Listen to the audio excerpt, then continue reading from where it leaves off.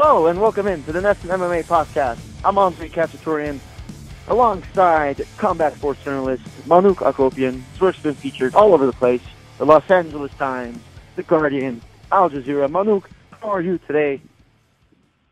Andre, buenas tardes. Happy National Margarita Day. It is National Margarita Day as we're recording this on February 22nd, one day before UFC Fight Night, Prague. It's the first time the UFC has been in the Czech Republic. The main event of the evening will be a light heavyweight battle between Thiago Santos and Jan Blachowicz. We're going to be talking about that fight in a little bit, but the biggest news of the week coming away from the octagon, and it's a little bit of sad news. George St-Pierre announcing his retirement this week, walking away from the octagon on top, because he did win his last fight, a middleweight championship bout against Michael Bisping at UFC 217, and he had to later vacate the title due to health reasons, never fought again, and decided to retire, and is walking away from the sport with his head held up high, feeling accomplished with everything he's done. What did you feel? How did you feel when you first heard the news, Manuk? Well, there is no other fighter that's synonymous with MMA and UFC at such an elite level as much as GSP is. I mean, we all know the likes of Chuck Liddell and Tito Ortiz. They're the reason why the UFC kind of made that mainstream leap.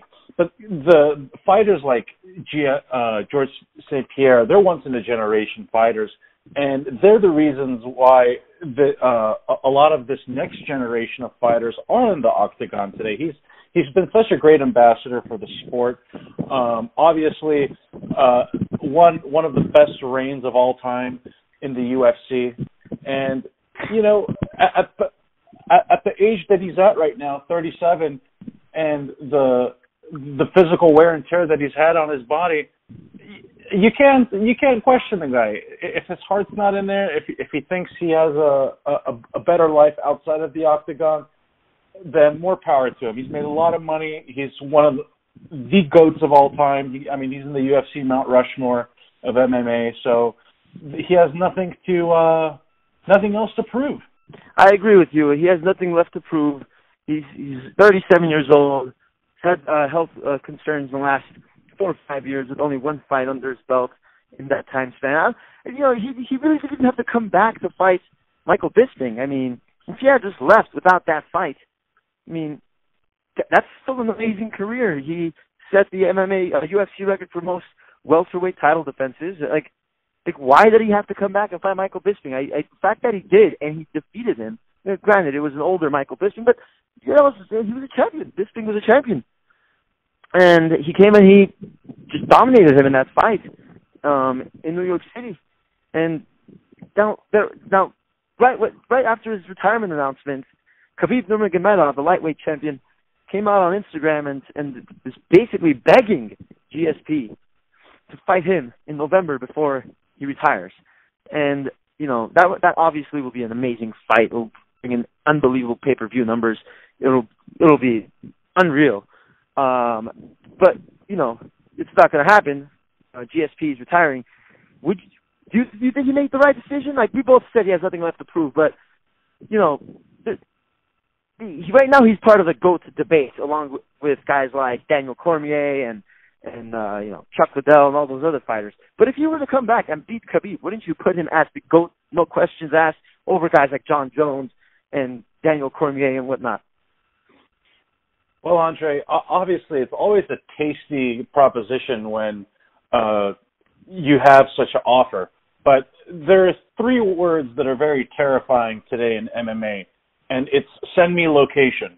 Anytime Khabib says those 3 words, you know you're dealing with some problems. Now, obviously, GSP has never backed down from a challenge.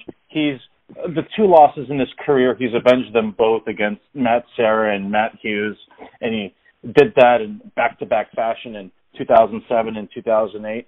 So unless he wanted one last fat payday, he has nothing to prove. I mean, the guy has beaten the who's who in the sport, and if Khabib, obviously, he's looking for better paydays. I mean, there's only so many McGregors out there in the world who can give him that kind of an exposure and platform.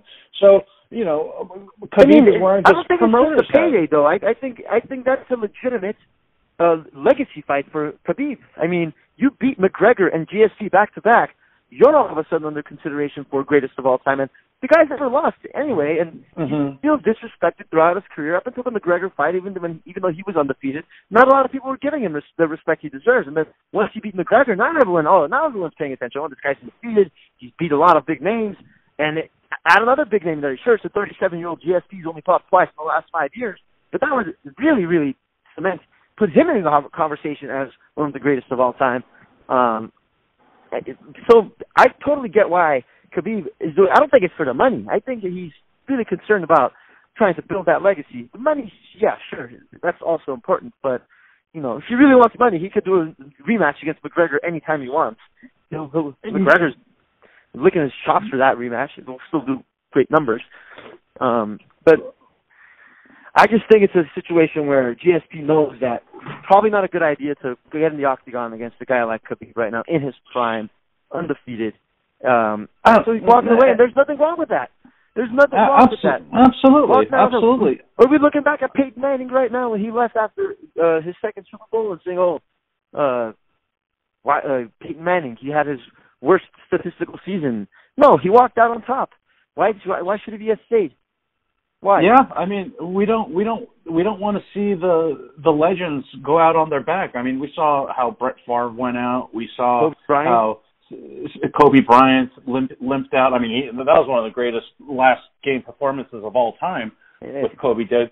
But at the same time, GSP, you have to understand, Dana White, as much as he's applauded for pitting the fighters against each other and making them prove who's the best, he's also a shrewd businessman, and he has nothing to gain by giving GSP this fight, because as soon as he wins, if GSP wins, it's a promotional problem, because he's going to vacate a title and then he has to rebuild the division again. So if GSP ends up doing that fight, I don't think he has much to gain other than one last, pay-per-view hurrah. So. Right. And, it's always nice to give the champions the final farewells they deserve.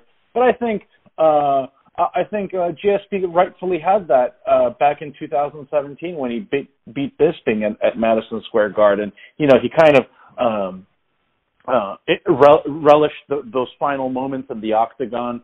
And it was great to see him the other day at the Montreal Canadiens game and the resounding ovation that he got from the fans. I mean, there's been if you look at his resume, simply outside of the fighters, the guy has never failed a drug test.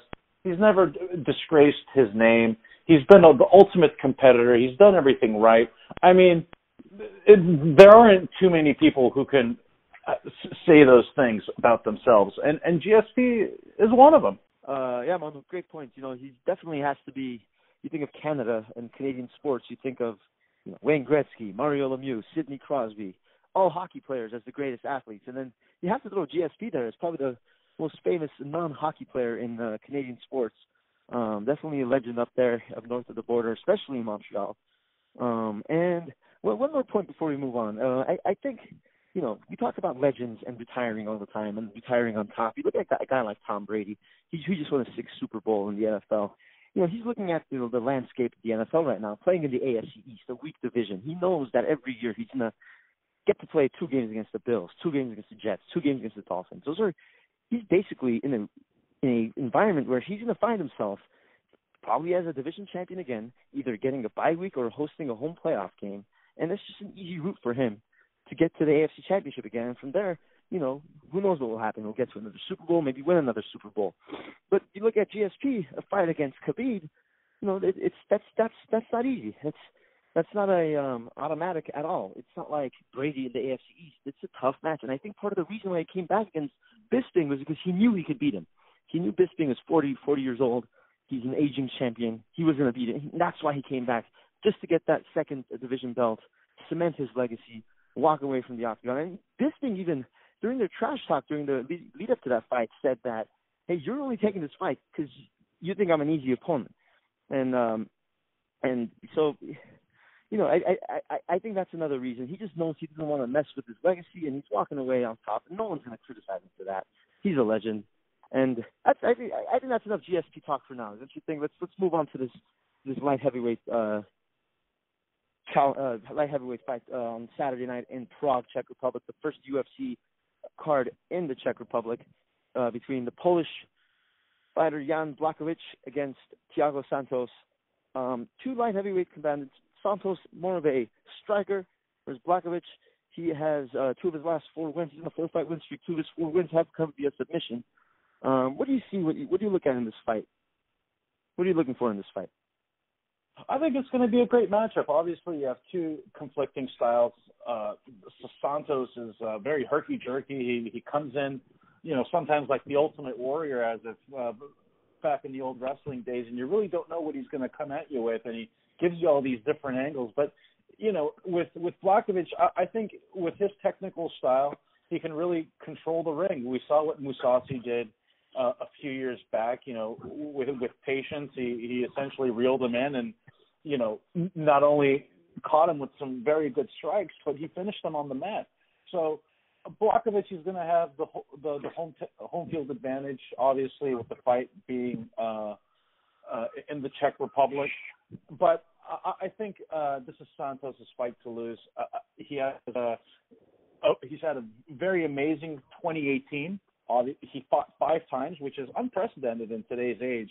Went 4-1 with his only defeat coming against David Branch at UFC Fight Night 128. So I feel like Santos is going to knock him out, maybe in the 2nd or 3rd round. Wow, 2nd or 3rd round knockout by Santos. That's your prediction. Santos, 8 of his 14 wins 8 of his 14 knockouts have actually come in the 1st round.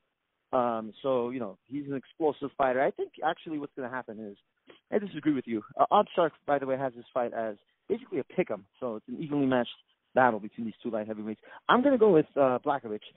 Again, you talk about the home field. Well, it's not really home field, but it is in Eastern Europe, I guess. So it's closer for him, to his home, I guess. But not even that. I just look at the fact that Santos comes out. He's an explosive fighter. I think Blachowicz is going to try to set some distance, try to tire him out in the first couple of rounds, and then use his grappling advantage in order to wear him down and win via decision. It's a 5-round fight. This isn't a 3-round fight. And I'm going to go with Blachowicz via unanimous decision. In the unanimous decision, it's going to go with all 5 rounds, and he'll get that victory. That's my prediction. I know you're not agreeing with me. That's good. This is our first disagreement. That's a good thing. Well, I mean, we were in unison last week with Francis Ngannou, and frankly, we walked into this week's podcast with our chests thumped out high, and frankly, with the fight being in the morning Pacific time tomorrow, I'm going to be enjoying these fights over some mimosas and brunch. I don't know about you. That's true. But yeah, it's going to be an exciting one, and we were both right about Ngannou. What was it? In less than a minute, he won that fight. Yeah, well, what a disappointment. Did I predict that? That was a big disappointment. Didn't I predict that? I predicted a first-round knockout early. And I did too. I did too. But, I mean, high five, Andre. Yeah, but we're good prognosticators of the combat sports. Let's see how we do this week, though. But frankly, this fight doesn't really do much for me because they're going to be chopped liver against John Jones. Whoever ends up winning, if they actually do get a shot, I mean, it's essentially feeding them to the sharks. So hopefully, that's true. Yeah, the winner of this fight can really position themselves to a showdown against John Jones in the near future, who will be fighting in next week in the UFC 235. We're going to be talking about that on the next week's podcast. Andre, I got binders full of notes ready to go on that one. Oh, that's going to be exciting. There's a lot of fights on that card that we've got to talk about. So we'll have a full preview next week. But our audience, thank you so much for joining us this week. Manuk Akopian, thank you so much for having us, coming on to the show, sorry. And, you can find Manuk's work. He's a freelance combat sports journalist for the LA Times, Al Jazeera, and The Guardian. You can find his work all over there. And now you can find his work on Nessun.com, on the Nessun MMA podcast. This is Andre Cacciatore for Manuk Akopian. See you next week.